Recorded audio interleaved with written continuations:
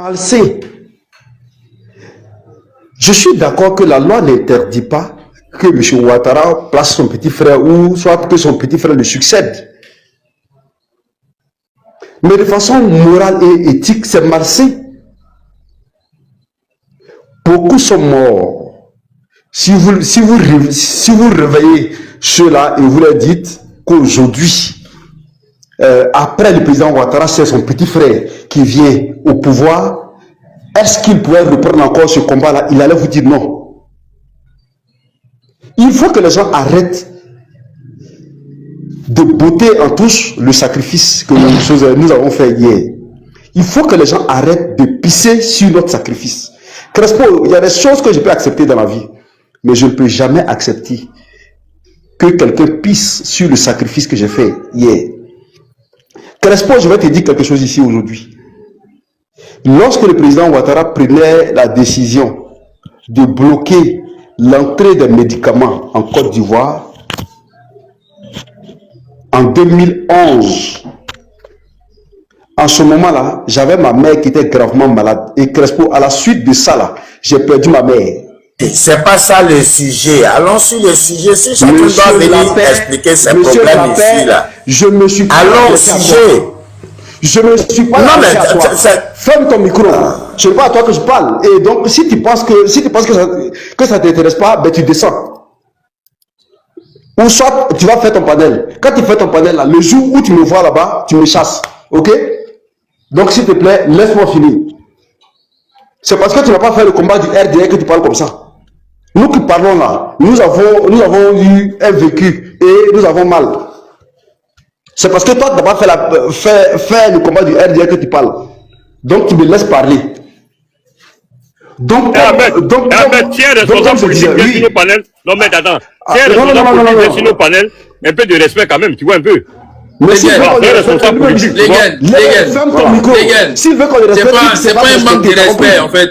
Ce qu'il disait là, il ne sait pas en quoi ça gêne la paix. La paix, c'est son vécu à lui. Maintenant, quand il parle des décès de sa maman là, il a Crespo. Non, attends, je viens la paix. Non, mais écoute-moi la paix, s'il te plaît. Crespo. Oui, moi j'aimerais que on laisse tranquille. Alors, donc je disais comme ça que j'ai perdu ma mère à la suite de ces événements-là. Mais nous n'avons rien dit.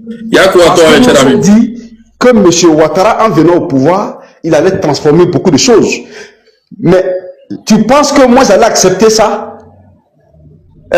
Si on m'avait dit que la Côte d'Ivoire allait devenir une dynastie sous M. Ouattara, après lui, son petit frère allait venir, tu penses vraiment? Beaucoup sont morts là. Tu penses que ceux-là, si on leur dit ça aujourd'hui là, ben, même actuellement, dans leur tombe, je suis convaincu qu'ils sont en train de se retourner dans leur tombe. Parce qu'on nous apprenait ici une démocratie. On nous apprenait ici quelqu'un qui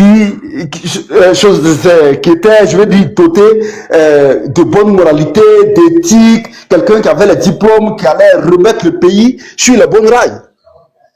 Donc aujourd'hui là, nous qui avons fait le RDA, nous n'avons pas, en tout cas beaucoup, remarquez bien, beaucoup s'insurgent. Et même il y en a même qui sont au RHDP là-bas, qui s'insurgent. Il y en a qui ne sont plus au RHDP, qui s'insurgent. C'est pour dire que ce n'est pas ce que les gens nous ont vendu hier. Et donc aujourd'hui là, dire que le petit frère du président va prendre sa place. Regardez même de façon protocolaire. Est-ce que c'est lui-même de façon protocolaire là? Est-ce qu'il s'agit de lui? Si nous prenons les choses de façon protocolaire, nous avons vu ici, les militants du RHDP dit que le président Guillaume Soro a été précis.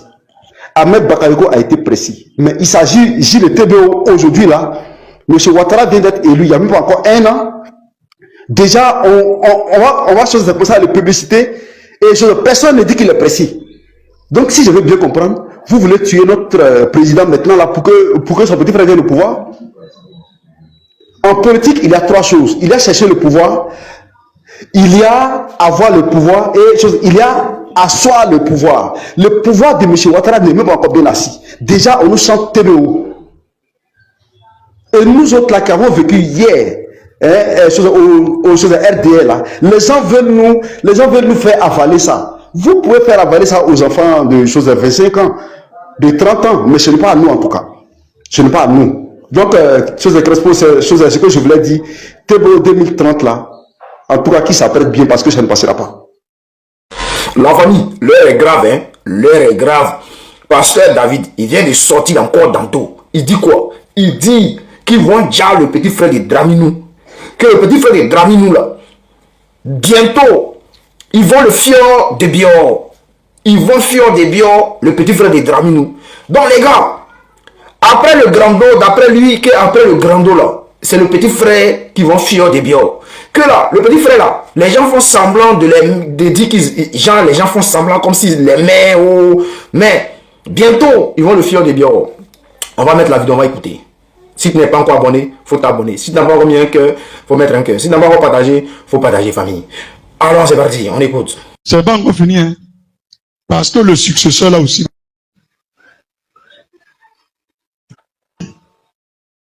Lui, il pense qu'il a quelqu'un. Lui, là, lui, il va pas mourir maladie. Les gens l'aiment pas, il sait pas ça. On leur a dit, venez voir l'homme de Dieu, ils sont pas venus. Et ce jour au croquet. C'est pas un coupable mais Facebook là qui va annuler prophétie. Moi, m'en fous de vous. Plus le sud derrière. Faut dire prophète saute. Lui, il peut pas sauter. Lui, il peut pas sauter. Si la quai nous a montré la télé le soir, n'a pas sauté. Ramenez mon Facebook, ramenez mon TikTok, ramenez mon YouTube. On ne sait jamais. Il y a une autre quelqu'un. Mais les gens qui vont être grâce sur les mains pour respirer, va pas monter. J'ai vu, c'était à Dijon. Ils partaient en France. Ils sont mis sur l'avion, réanimation. Et après le film de l'avion, être dans les États-Unis. C'est les quatre aussi, réanimation. Et bien de la gloire, il va commencer par finir. Amen. Et après ça, j'ai vu les gens pleurer encore une fois. Et j'ai demandé à Dieu pourquoi il est mort. Ce n'est pas nous qui le disons. Chers frères, si vous avez remarqué, vous voyez les parties où j'ai coupé, c'est-à-dire où il n'y a pas de son là. Il y a les parties où il parle, mais il n'y a pas de son. Ça veut dire que les gens ils ont coupé la voix. Ça dit, c'est les parties où il dit que le petit frère de Draminou va déjà, ils vont le fioler, il va déjà. Donc c'est les parties là, les gens ils ont masqué. Je pourrais mettre des bips, hein, mais bon. Voilà. Donc, c'est un peu ça. Et dans la même vidéo, il dit quoi? Que Draminou là n'a qu'à sortir à la RTI à vérifier quelque chose. Que si Draminou est garçon, il va sortir à la RTI, non, il va sauter. Puis lui, le pasteur, il a commencé à sauter à l'église pour dire non, Draminou n'a qu'à faire comme lui à vérifier quelque chose. Donc, ceux qui parlent vous disent non, que ouais, ce n'est pas nous qui le disons. Ce n'est pas nous. C'est pasteur David. Voilà, c'est pasteur David. Et puis ce n'est pas nous. Voilà, donc les gars, ne vous concentrez pas sur nous. Maintenant, si vous avez remarqué, les gars, famille, je ne sais pas si vous vous souvenez, hein, vous savez que Patrick Kachi, il avait organisé un événement en hommage à Draminou. Qu'est-ce qui s'est passé? Lors de cet événement-là, c'est le petit frère de Draminou, ses photocopies qui était c'est le petit frère de Draminou qui était le parrain. Est-ce que vous comprenez? C'est lui qui était le parrain. Et ce jour-là, je vous ai dit quoi? Que le gars-là, il n'est pas parti là-bas parce que il n'a pas confiance en Patrick Kachi. Parce que lors de cet événement-là, il avait peur qu'on vienne le fioler. Parce qu'il n'est pas chez lui. S'il va à l'événement là, l'eau qu'on va lui donner là-bas, là, quelque chose qu'on va lui donner là-bas, qui va toucher les gens, qui va toucher. Et on ne sait jamais, un fiole là, on peut mettre ça partout. Même il y a quelqu'un qui peut mettre fiole dans sa main, il va saluer, il va aller prendre antidote, il va boire, il va laver sa main, ça va passer. Mais toi, ça peut te KO. Donc, on dit même, au toucher même, c'est-à-dire, il va mettre quelque chose même, peut-être, ça va te fleurer comme ça. Donc, le gars là, c'est-à-dire photo, lui il a peur, il calcule. Là où il marche, là, il regarde où il marche. Quand il veut tourner à gauche, il regarde ici, il n'y a pas quelque chose, il n'y a pas quelqu'un derrière lui. Quand il veut tourner à droite, il regarde s'il n'y a pas quelqu'un derrière lui. Donc, chers frères, chers camarades, ils ont peur entre eux. Ils ont peur de se faire violer entre eux là-bas. Mais, je vais vous casser un papo. Ce que notre informateur a dit là, je vous dis en même temps. Il dit que Patrick Kachi a un clan. Et dans le clan de Patrick Kachi là, il y a Adjoumani, il y a Sissé Bakongo qui est dans le clan de Patrick Kachi. Patrick Kachi a son clan, non? Ceux qui sont derrière Patrick Achila, il y a Adjoumani, il y a le premier ministre Bedro Mambé, il y a même, il dit même le vice-président en complicité avec Patrick Achila. C'est-à-dire le petit est isolé. Maintenant le petit, lui il a un clan aussi. Son clan, il y a Kandia Kamara et il y a la dame là, la femme de Draminou, voilà. Et puis il y a les nièces de Draminou, c'est-à-dire la famille de... C'est une histoire de famille de Draminou contre le boy de Patrick Achi. Alors qu'est-ce qui se passe? Pourquoi ils sont fâchés? C'est une histoire que je vais vous raconter. Hein. Donc, les gens là, ils sont allés faire genre un braquage. Une grosse banque de la place. Ils ont volé la banque là. Ils ont tcheta. Quand c'est nous je parle, ils ont tcheta. Ils ont pris tout le jet. C'est-à-dire tout le wari qui était dans la banque là. Ils ont tout pris. Et quand ils partaient voler la banque là, ils étaient au nombre de 15. Bon, bolo en nouchi, hein, bon, en français ça veut dire casser. Voilà. Et donc ceux qui ne comprennent pas le nouchi, ça veut dire casser. C'est-à-dire quoi? Ils étaient au nombre de 15. C'est-à-dire Draminou et son bon, ils étaient au nombre de 15. Ils sont allés voler une grosse banque. Dans la banque là, il y avait beaucoup de jets, c'est-à-dire beaucoup de wari. Donc, ils ont pris tout le jet. Maintenant, au moment de sortir là, c'est gâté entre eux et les gomons. Gomons, ça veut dire policiers. Donc, c'est gâté entre eux et les gomons. Les gomons tiré aussi, ils ont tiré. Et puis, ils ont fini par gagner. Ils ont gagné, ils sont partis avec le jet.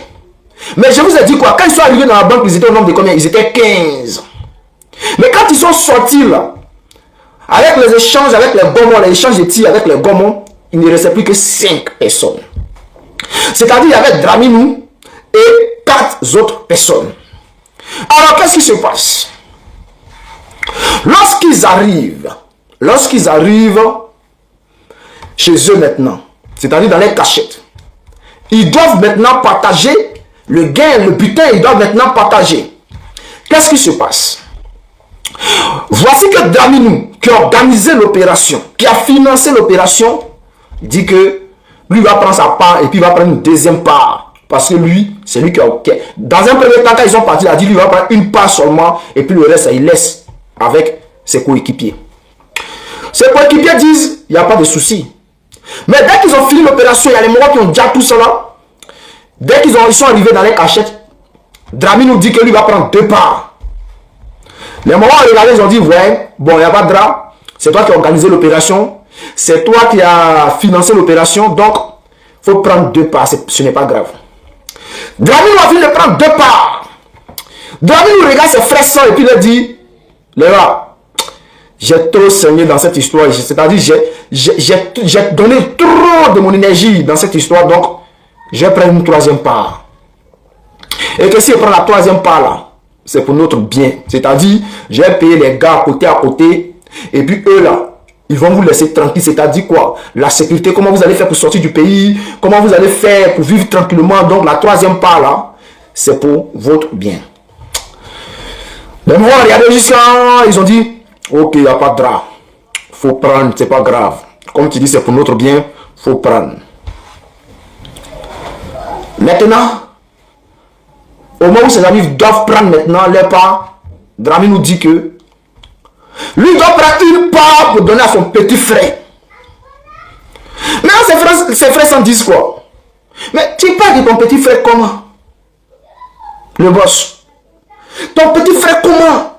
Draminou dit que lui, son petit frère là, c'est-à-dire lui, tout ce qu'il a fait là, c'est pour son petit frère. Donc, lui, il va donner une part, c'est-à-dire 4e là. Il va donner 4e part là à son petit frère. Or, pourtant, ses amis n'ont pas encore pris. Hein. Ses amis disent, mais Champi Kilo, Draminou, c'est quelle histoire de famille que tu veux ramener dans notre business? Quelle histoire de famille que tu veux ramener dans notre business? Tu as pris la première part, c'était normal. Tu dis, tu vas prendre 2 parts parce que c'est toi qui as financé l'opération. On dit, ok, il n'y a pas de drap. Tu nous dis que non, toi tu vas prendre 3e part parce que c'est toi qui peut nous sécuriser, donc c'est pour notre sécurité. On dit, ok, il n'y a pas de drap. Maintenant, tu dis, tu vas prendre 4e part. Et nous, genre, nous, on n'est pas intelligents, nous, on est trop bêtes, quoi. Je dis, donc 4e part, tu vas prendre pour donner à ton petit frère. Draminou nous dit, ouais, Je vais prendre 4 pas pour donner à mon petit frère. Ses frères en disent quoi? Il n'y a pas de drap. Tu es donné à ton petit frère? Ok. Ton petit frère est bravo. Ton petit frère, lui, c'est notre patron. Patron, petit patron. Lui, quand c'est frère sang. C'est frère sang, les Adjumani, Patrick Kachi, Begre Mambé, Kone Miele, tout le boyen là, les Sisseba Congo, et regarde maintenant le petit frère de Draminou. C'est-à-dire, quand ils sont allés faire l'opération là, le petit frère n'était pas là. Hein. Lui, il était caché au Burkina Faso. Et regarde maintenant, Draminou, et puis ils disent quoi? Ils appellent le petit frère de Draminou maintenant, petit patron, petit patron. Oh, c'est à contre-cœur qu'ils appellent le petit frère de Draminou, petit patron. Donc, au moment où il nous parle là, 4e palais là, Draman il a soulevé le mettre dans la main de son petit frère. Regarde ses frères sans c'est comme ça. Petit patron. C'est gâté dans les cœurs. Ils sont prêts. Ils sont prêts même. Là, ils vont fier de bien le petit frère. Ils sont prêts à fier de bien. On l'a invité en tant que parrain d'un événement. Il dit, hey, je ne vais pas. Je sais ce que Patrick Kachi veut faire. Je ne vais pas là-bas. Parce que vous voulez me fier de bien. Mais, à quelque part, on dit, il faut regarder Dieu agir. Les Ivoiriens m'ont dit quoi? C'est nous vous avez braqué, non? L'argent que vous avez pris là, hein? C'est notre banque que vous êtes venu bolon. Donc les Ivoiriens me disent quoi? Bon, nous là, on n'est pas dans le discours, hein? Votre boss qui est venu prendre notre jet là, avec vous là, nous on veut le voir. On veut le voir. Parce que le 18 mars, il courait pour aller à Paris en urgence. On ne sait pas ce qui s'est passé. Il a commencé à courir pour aller en urgence à Paris. Depuis Paris, on ne sait pas ce qui s'est passé. On nous dit qu'il est rentré à Abidjan. On vérifie, on dit. Non, ça c'est doy, il n'est pas rentré. Ça c'est l'ancienne vidéo que vous êtes en train de nous montrer. Il est où? Donc, c'est-à-dire ça, c'est les Ivoiriens maintenant qui demandent. Vous dites votre patron qui dit qu'il voulait prendre 4e part dans notre argent que vous avez, Tcheta là. On veut le voir. On veut le voir. Ils sont incapables de nous montrer maintenant Draminou. Ils sont incapables. Donc, les gens ne savent pas ce qui se passe. Les gens se disent, mais Draminou, il est resté dans le 4e là, ou bien Draminou est encore là. Mais si Draminou est là, pourquoi il n'arrive pas à prendre la 4e part pour mettre dans la main de son petit frère? Qu'est-ce qui se passe? Qu'est-ce qui se passe? Maintenant, il faut savoir que quand il y a, c'est-à-dire un braquage à quelque part, il y a toujours un complice. C'est-à-dire si c'est une banque qui sont avec Bolo, il y a toujours un complice qui est là. Lui, qui est là, qui donne l'opération, c'est-à-dire qui propose l'opération, qui dit que quand vous allez finir à moi, venez faire mon gain. Hein. Voilà, lui c'est Bengue. Ah, lui il est plus armé que les petits qui sont là, le boy de Draminou là. C'est-à-dire lui, c'est lui qui fait la sécurité, c'est lui qui propose, qui dit non, c'est lui qui les guide quoi, pour dire non, partez là, non là, ne partez pas. On dit lui, il décide beaucoup dans cette histoire. Donc maintenant, on a Bengue. Mais Bengue, quand il regarde là, si Draminou n'est pas là, qui doit gérer maintenant le moyen? Bengue lui il regarde, il dit lui c'est Patrick Kachi lui veut. Parce que lui pense que Patrick Kachi, lui il est stable, il est équilibré. C'est-à-dire quand ils vont dire les choses là, il va suivre, il sera malin et tout. Mais le petit frère de Draminou là, lui là, il ne connaît rien, c'est un gawa, c'est un villageois, c'est un peureux. C'est parce que son Draminou est là qui se jouait les daérés. C'est parce que c'est Draminou qui était là, donc lui il se jouait les daérés. Mais si Draminou n'est pas là, il est isolé. Il n'a plus de soutien, il est seul. Donc, Patrick Kachi, lui, il a beaucoup de soutien. Donc, on fait comment? Donc, pendant qu'ils sont en train de chercher qui va remplacer Draminou là, les Ivoiriens eux aussi sont là. Et regarde comment. On dit, annoncer seulement la nouvelle. Annoncer la nouvelle, on va vérifier quelque chose. Il y a certains Ivoiriens qui savent déjà ce qui se passe. Mais, comme c'est l'Élysée qui doit annoncer la nouvelle là, les Ivoiriens sont là quoi. Il y a d'autres qui ont commencé à danser tout ça là. Il dit, annoncer la nouvelle, on va vérifier quelque chose. Nous, on n'a pas dit qu'on va venir prendre ce que vous avez pris là. Nous, on va danser. C'est-à-dire que vous avez annoncé la nouvelle. On va tellement danser que là. Vous-même, quand vous allez voir là, vous allez partir seul. Personne ne va venir vous chasser. Vous allez partir seul. Mais tellement à danser là. On va... Les gars, à danser, hein. On va danser. Mais là, du crédit là, oh, tu prends pas pour nous aider. Les Ivoiriens souffrent, regardez vous-même. Pardonnez, aidez-nous. Aidez-nous, on n'a pas l'eau. Pardonnez, on est fatigué depuis ça là. On est fatigué, envoyez l'eau là. Vous coupez l'eau, vous coupez courant. Souvent, il n'y a pas courant, souvent, il n'y a pas l'eau. On est fatigué. Pardonnez, aidez-nous. L'État, aidez-nous. Papa Do, faut nous aider, pardon. Papa Do, mon grand-père, pardon, faut nous aider. On n'a pas l'eau, on souffre à la GESCO. Madame, taisez-vous, s'il vous plaît. Oui, c'est la France qui nous a mis dans tout ça. Les Ivoiriens vous ont fait quoi pour mériter tout ça là? Parce qu'eux, on ne peut pas parler d'eux. Parce que quand elle va parler même là, ils vont venir écrire dans les commentaires que non, elle n'est pas ivoirienne. On connaît les musiques. Après, ça veut dire que non, Laurent Gbagbo a gouverné pendant 10 ans, il n'a rien fait. Mais maison que vous dites que Laurent Gbagbo a nettoyé, il a essuyé maison ça là pendant 10 ans, vous dites que la maison n'est pas propre. On vous a donné 16 ans pour nettoyer la même chambre. Vous avez nettoyé cette chambre là aussi. Pendant 16 ans, vous avez pris tout sortes de crédits qu'il faut pour endetter la maison. Mais la maison n'est toujours pas propre. Mais quand les Ivoiriens parlent net, vous partez en arrière, vous partez mettre la faute sur Gbagbo qui a nettoyé la maison pendant 10 ans. Vous dites que lui, il n'a rien fait. Mais lui, au moins là, il a gouverné pendant 10 ans. Il n'a pas pris les crédits comme ça pour endetter le pays comme toi. En plus de ça, il n'a pas fait 16 ans. Toi, tu as fait 16 ans. Tu as pris tout sortes de crédits qu'il faut pour endetter le pays. Tu as tous les soutiens qu'il faut, mon frère. Mais la maison n'est toujours pas propre, mais on est endetté. Mais tu construis le château 14 milliards, il n'y a pas l'eau. Bon, toi-même, là, faut nous prendre au sérieux. Même chez les blancs, là, les châteaux modernes, là, ça ne peut pas atteindre 14. Toi, tu fais château 14 milliards. Tu sais pas ça? Vous ne nous prenez pas au sérieux. Quand tu vois maintenant ta affaire, là, c'est devenu spirituel maintenant. C'est-à-dire, les Ivoiriens, on ne vous comprend pas. Là, Adozaki Crédimoto, alias le japonais. Vous avez vu moi là en commun, et puis le RDA vient vous dire que lui, il a relevé l'économie du Japon, le grand Japon.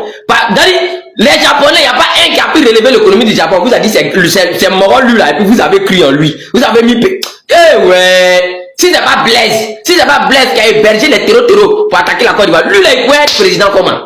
Camarades peuple d'Afrique, peuple de Côte d'Ivoire, citoyens du monde, mes chers frères et sœurs, peuple de l'Iptako Gourma, frère, bipez tous les Ivoiriens qui crient on veut de l'eau, on veut courant, on veut de l'eau, on veut courant. Bipez-les eux tous, on veut leur montrer qui coupe l'eau en Côte d'Ivoire, qui coupe l'eau sur les Ivoiriens. Hey, c'est pas Drake qui coupe l'eau là, hein. Il n'a pas ce pouvoir. Hein. Courant là, c'est pas Drake qui coupe, hein. Il n'a pas ce pouvoir. Frère, on va vous montrer aujourd'hui qui gère l'eau de Côte d'Ivoire. Écoutez cette vidéo, on va décortiquer. L'eau, la part de l'État dans le capital de l'eau, c'est 3,25%. Vous comprenez qu'un État ne peut pas dépendre de l'extérieur pour l'eau qu'il consomme. C'est la même chose que l'électricité, le téléphone, Est-ce qu'on dira il faut que l'État se réapproprie. Est-ce qu'on dira que votre vision... 3,25% dans le capital de l'eau, la SODECI, la société de distribution d'eau de Côte d'Ivoire. La SODECI, la Côte d'Ivoire n'a que 3,25% dans le capital. 3,25%. Nous, on a 3,25%. On n'a même pas 4%. On n'a même pas 5%. On n'a même pas 8%. On n'a même pas 10%. On a 3,25%. Avec 3,25%, tu peux dire quoi à qui? Quand tu as quelle décision à prendre? Même si l'autre là, celui qui a 96,75% là, si lui dit je coupe l'eau aujourd'hui à Bobo, je coupe l'eau aujourd'hui à, c'est-à-dire que dans le grand Abidjan, toi tu peux faire quoi? Il n'a que 3,25%. Je prends un exemple, je prends un exemple, c'est comme moi, je veux faire un restaurant, et puis Yakou dit lui aussi, il veut rentrer dans le projet, il veut financer le projet du restaurant. Yakou apporte 5 000 pour le restaurant. Et puis moi, j'apporte 1 million. Le restaurant coûte au total 1 500 000 francs. Et puis on crée le restaurant. Et puis le restaurant commence à bouger. Et puis, il y a Didier avec sa grosse tête. qui va draguer ma copine. Donc, moi, je suis fâché. Donc, j'ai dit, bon, Didier, là, quand il va quitter en ville, il a faim, il vient au restaurant, ici, là, personne ne lui donne à manger. Personne ne lui sait à manger. Est-ce que toi, Yakou, qui a donné 5 000 francs pour la réalisation du restaurant, est-ce que toi, tu as ton mot à dire? Moi, le restaurant, moi, j'ai donné 1 million pour financer le restaurant. Toi, tu as donné 5 000. Maintenant, Didier a dit draguer ma copine. Moi, je suis fâché. Il dit, Didier, là, quand il va venir au restaurant, personne ne lui donne à manger. Est-ce que toi, Yakou, tu peux dire quelque chose? Tu peux dire. Mais c'est moi. Je suis l'actionnaire majoritaire, quasi majoritaire du restaurant. Donc, ce que moi, je dis là, c'est ça en fait. Si je dis, Didier ne mange plus dans le restaurant, il ne mange plus. Si je dis, Madou, il ne mange plus dans le restaurant, il ne mange plus. Toi, Yakou, là, tu peux rien dire. Parce que tu as donné que 5 000. C'est la même chose. C'est la même chose. La Côte d'Ivoire n'a que 3,25% dans le capital. Bouygues a plus de 80% dedans. Bouygues. La société française est Bouygues. Bouygues a plus de 80% dans la distribution de l'eau en Côte d'Ivoire, dans la commercialisation de l'eau en Côte d'Ivoire. Bouygues. C'est Bouygues qui maîtrise, qui contrôle le secteur. Donc si Bouygues dit, on coupe l'eau à Cocody, la Côte d'Ivoire ne peut rien dire dedans. Donc, si Bouygues dit on coupe l'eau à Ségala, la Côte d'Ivoire ne peut rien dire dedans. Si Bouygues dit on coupe l'eau à Mokono, ou bien à Gagno, ou bien, je ne sais pas, à Yopougon, DRA ne peut rien dire dedans. C'est Bouygues qui gère. Voilà celui qui coupe l'eau sur les Ivoiriens. Voilà celui qui coupe l'eau sur les Ivoiriens. Et c'est pareil pour l'électricité. Si, moi ça ne m'étonne pas, parce que moi je savais ça. Depuis 2023, moi je savais ça. Moi je savais ça. Depuis 2023, est-ce que vous savez que l'aéroport de Côte d'Ivoire, là, est-ce que vous savez que c'est l'aéroport de Marseille qui gère l'aéroport de Côte d'Ivoire? L'aéroport Félix Boigny, là, est-ce que vous savez que c'est l'aéroport de Marseille qui gère? C'est le secret d'État. C'est le secret d'État en réalité. C'est Bouygues qui gère l'électricité. Oh, d'autres vont dire non, c'est quelle entreprise là? Non, c'est les entreprises écrans que Bouygues envoie pour échapper, d'accord, à la fiscalité. Ils ne payent pas d'impôts. Malgré ça, Bouygues ne paye pas d'impôts en Côte d'Ivoire. Allez dire ça à tout le monde. Orange ne paye pas d'impôts en Côte d'Ivoire. Allez dire ça à tout le monde, ils ne payent pas. La téléphonie, là, c'est Orange qui gère. Si tu viens en Côte d'Ivoire, que tu ne composes pas avec Orange, tu ne vas pas travailler. MTN, là, c'est Orange qui les gère. Move, c'est Orange. Si tu viens en Côte d'Ivoire, que tu ne travailles pas Orange, tu ne veux pas travailler. Ils ont le monopole.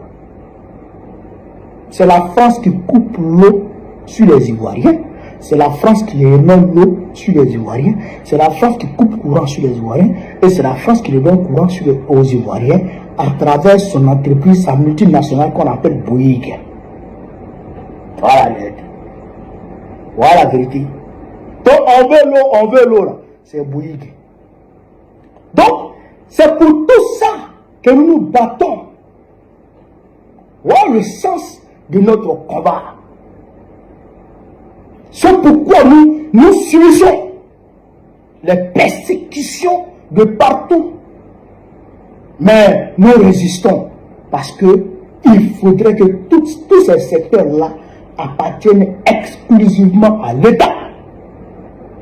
On ne peut quand même pas confier la gestion de son eau, de son eau qu'il boit aux étrangers quand même. Quand même. L'électricité qui est la base de son industrialisation, de son développement, on ne peut pas confier ça aux étrangers quand même. Ça, il faut qu'on se l'approprie. Vous comprenez? C'est pourquoi nous promenons la politique de souveraineté. Ah, c'est pourquoi DRA lui aujourd'hui, il dit qu'il va créer fonds souverain. Moi, ce n'est pas son fonds souverain là. S'il va aller prendre crédit pour venir mettre dedans, ou bien, qu'est-ce qu'il va faire pour mettre là dans le fonds souverain là? Moi, je suis curieux de voir comment est-ce qu'il va faire fonctionner ce fonds souverain. Comment est-ce qu'il va, c'est-à-dire qu'il va faire fonctionner ce fonds souverain là. On attend ça. Nous, on attend ça. Le fonds de réserve du cacao dont ils nous ont parlé, on n'a rien vu dedans. Première crise du cacao, le fonds a disparu. Le fonds de réserve a disparu. Alors tu veux pas de fonds de souverain, ça va où? C'est pour faire quoi? Tu as fait quoi?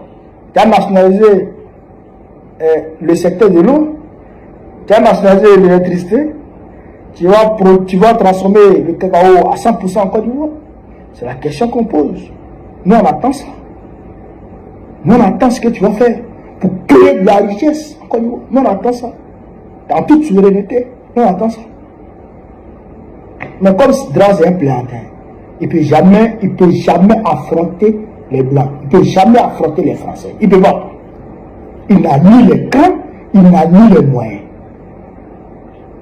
Il ne peut pas. Il a trop les mains liées.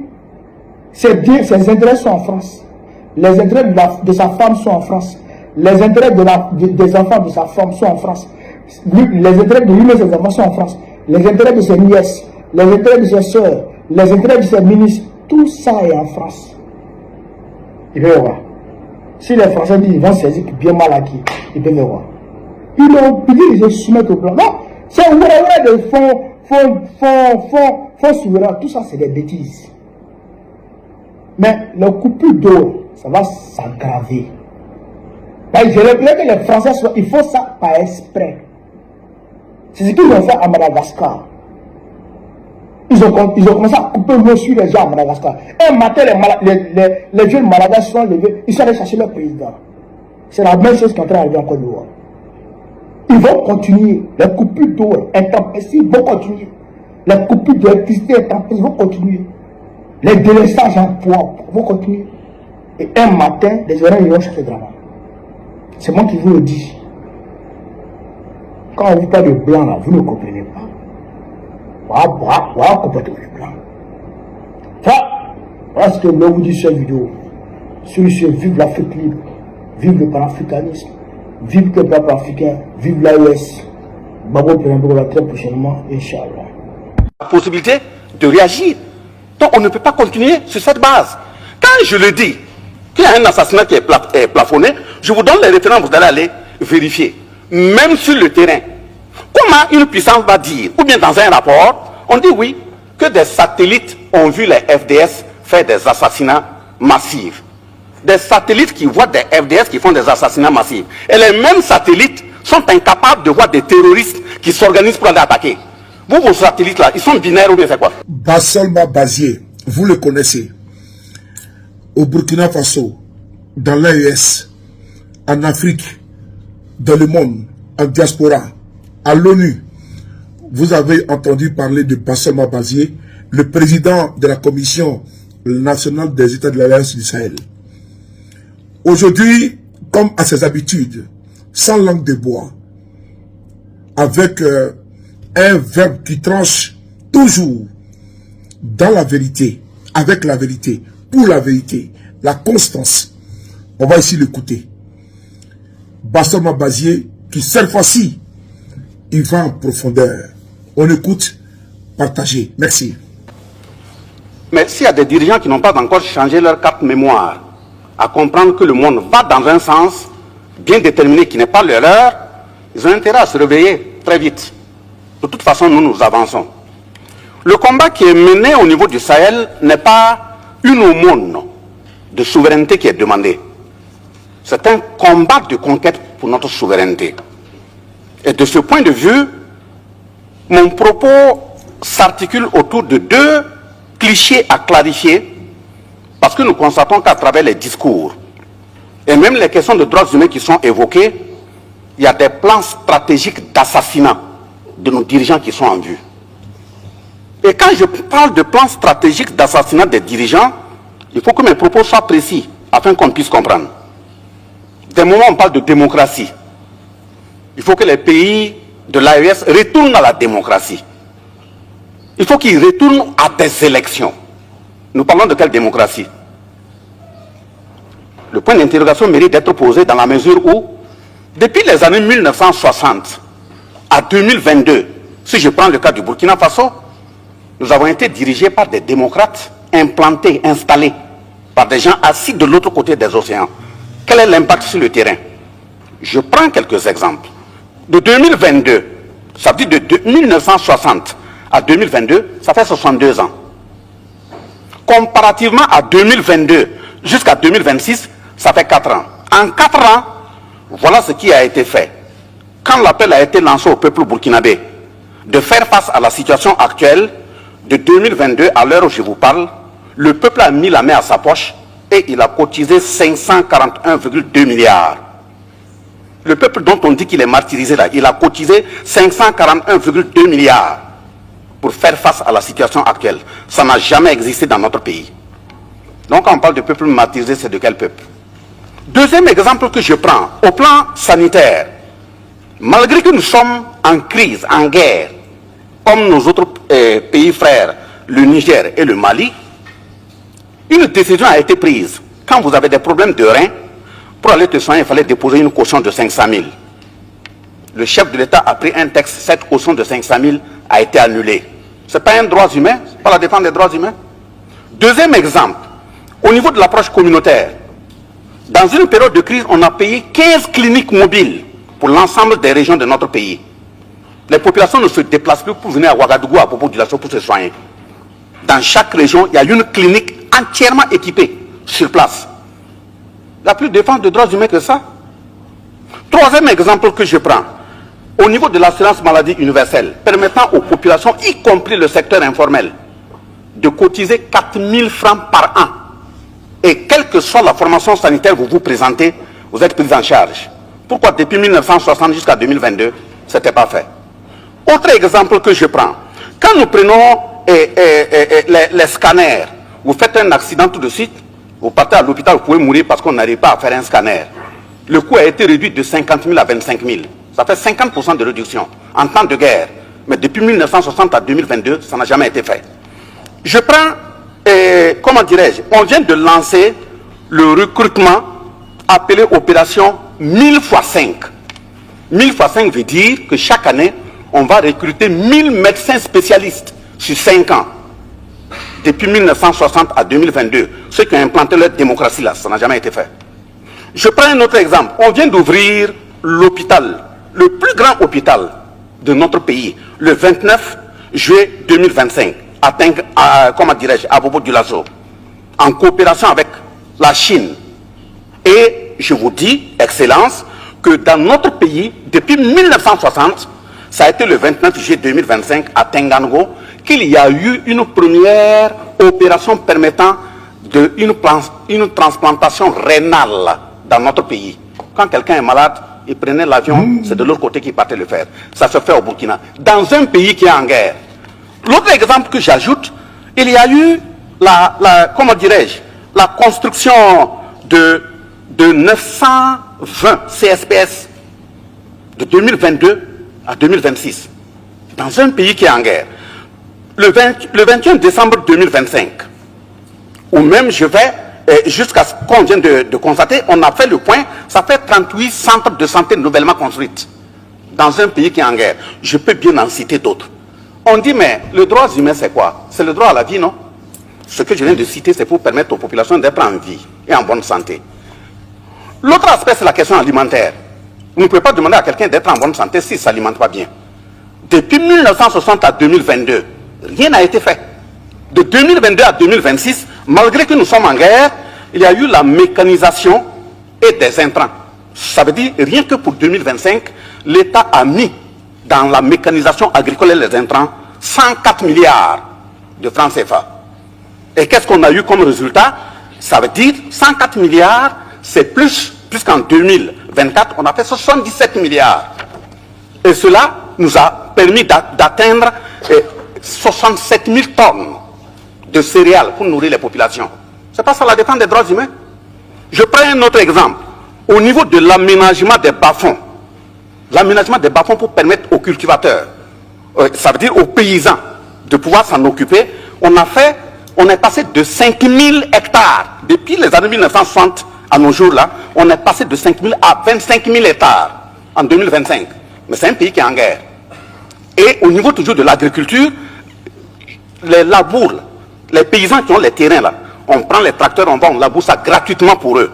Et 2025, nous avons fait 58 000 hectares de terrain labourés gratuitement pour les paysans. Il n'y a plus de défense de droits humains plus que ça. Et quand je prends par exemple au niveau des forces armées, dans les 11 accords où on a dit qu'on ne peut pas payer du matériel ailleurs si ce n'est pas la France, on ne peut pas former nos militaires ailleurs si ce n'est pas la France, je vous informe que de 2022 à 2025, nous avons constitué de façon autonome une vingtaine de bataillons d'intervention rapide, tout équipés, minimum 500 par bataillon. Je ne vais pas dire le nombre exact parce que les murs ont des oreilles. Et comme c'est des questions militaires, si je donne, vous pouvez vous préparer et puis venir. Je ne donnerai pas tout. Je donnerai des environs. C'est moins, c'est plus, vous n'allez pas le savoir. Deuxième exemple, on a constitué une dizaine de groupements d'unités mobiles d'intervention de la police. Ça y est sur le terrain. On a constitué des légions de gendarmerie sur tout l'ensemble du territoire. Près de 10 escadrons de gendarmerie mobile. Ça y est sur le terrain. Le nombre de bases aériennes de 1960 à 2022, c'était une seule. Aujourd'hui, on en a 4. De 2022 à 2026. 4 bases aériennes. Voilà, mais je dis, je donne approximativement, pas du tout. Voilà, les volontaires pour la défense de la patrie, où on a considéré que ce sont des milices. Moi-même qui suis devant vous, je suis un volontaire pour la défense de la patrie. Un volontaire pour la défense de la patrie. Donc, ce n'est pas des hommes de rue qu'on ramasse pour dire qu'on a formé des milices. Et tous ceux qui sont des volontaires pour la défense de la patrie, sur le terrain, au fur et à mesure, on les enlève, on intègre directement dans l'armée, sont formés. Ceux qui n'ont pas là pour aller dans l'armée, on les installe, soit au niveau entrepreneurial, que ce soit l'agriculture, que ce soit la menuiserie, que ce soit la soudure. Voilà ce qui est fait au Burkina. Donc, il est essentiel qu'on demande aux uns aux autres d'enlever les œillères pour mieux regarder la réalité. Ce que nous disons, on dit oui, le Burkina ne veut pas la démocratie. On n'a jamais dit qu'on ne veut pas la démocratie. La démocratie a importé une robe forcée qu'on veut nous porter là. On ne la prendra pas. Si nos grands-parents ont eu à porter par force, nous disons non. Et nous avons les capacités nécessaires de dire non. Et même demain, on dira non. La démocratie libérale, dont les principes sont basés sur l'homosexualité, les principes sont basés sur le mariage entre deux enfants à leur mère ou bien à leur père, là, ça c'est terminé. En Afrique et au Burkina, il n'y aura pas ça. Dans l'espace AES, il n'y aura pas ça. Donc, de ce point de vue, la démocratie a ses principes, où on estime on peut violer la Constitution, se faire élire 3-4 fois. On s'installe, ça, il n'y a rien. On tue 3000 personnes. On installe celui qu'on veut, ça, il n'y a rien. Et quelqu'un vient prendre le pouvoir par les armes, appuyé par le peuple. Il n'y a même pas une goutte de sang. Vous estimez que lui, là, il doit partir. Et quand ces deux personnes qui payent mon voisin, pas la réalité, c'est un exemple que je prends. Vous prenez le pouvoir, par les armes, vous ne dites rien. Parce que ce qu'il fait, c'est ce qui vous plaît. Et moi, je prends les armes. Quand je dis, je ne suis pas d'accord que vous me nommez mon premier ministre, je ne suis pas d'accord que vous m'imposez le ministre de la Défense, vous commencez à me traiter de putschiste, de quelqu'un de non fréquentable, vous créez toutes les conditions pour pouvoir me renverser. Donc ça dit, deux personnes qui sont venues par les armes, l'autre comme lui, il fait ce que vous voulez, oui, lui, il est un bon putschiste. Bon, je dis c'est un exemple, je prends. Et mais maintenant, moi, qui refuse, vous estimez que, bon, je ne suis pas bon. Là-bas, dernier élément, monsieur le ministre, regardez au niveau des questions de droits humains, pour être précis. Pourquoi j'ai dit qu'il y a un assassinat qui se peaufine à l'horizon? Au niveau des droits humains, quand vous regardez au Burkina, premièrement, les rapports qui sont déposés sur la table de l'ONU, et je vais prendre des exemples et des preuves précis ici pour interpeller aussi les représentants de l'ONU. Il faut le percuter. Quand on fait un rapport sur la base de téléphone, vous arrêtez dans un pays, vous appelez des gens sur le terrain, celui que vous voulez, et vous prenez ces propos, vous constituez un rapport. Est-ce que ça c'est sérieux? C'est même un manque d'éducation. Vous ne pouvez pas dire que vous voulez aller faire un rapport sur un pays, sur des faits, et vous prenez un téléphone pour appeler, voir ce qui se passe. Qui est au bout du téléphone? Celui qui vous dit, qui dit que ce n'est pas vous qui l'avez placé là-bas? Deuxième exemple, il y a le choix délibéré du narratif. Nous, on dit dans notre pays, voilà les terroristes. Dans des rapports, on les traite de djihadistes. C'est ce que veut dire djihadistes? On dit, voilà les terroristes, vous les appelez groupe armé. Ah bon, c'est avec vous, ils sont. Il y a un problème. Donc, si vous connaissez bien leurs identités, et vous leur donnez l'identité qu'il faut, les noms qu'il faut, c'est que ce sont vos représentants. Donc, si vous arrêtez vos représentants, si vous dites à vos représentants de ne plus venir attaquer, mais la crise n'a pas fini. On dit on n'est pas au courant. Zawaten là.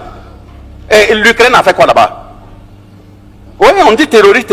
Vous envoyez vos représentants des armées venir attaquer des pays et vous parlez de djihadistes. Dites à vos représentants de ne plus venir, il n'y aura plus de terroristes dans le Sahel. Mais maintenant, je prends par exemple comment dirais-je, vous faites un rapport, vous appelez les gens, vous consultez votre rapport. Au lieu de faire une confrontation sur ceux même dont le rapport porte, vous dites non, bon, si vous avez fait l'étude pendant 3 mois, vous laissez quand il reste 1 semaine pour clore le rapport, vous appelez maintenant les responsables du pays, ils n'ont qu'à contredire. Ils vont venir contredire quoi? C'est-à-dire vous créez les conditions pour qu'ils n'aient même pas la possibilité de réagir. Donc on ne peut pas continuer sur cette base. Quand je le dis, qu'il y a un assassinat qui est plafonné, je vous donne les références, vous allez aller vérifier.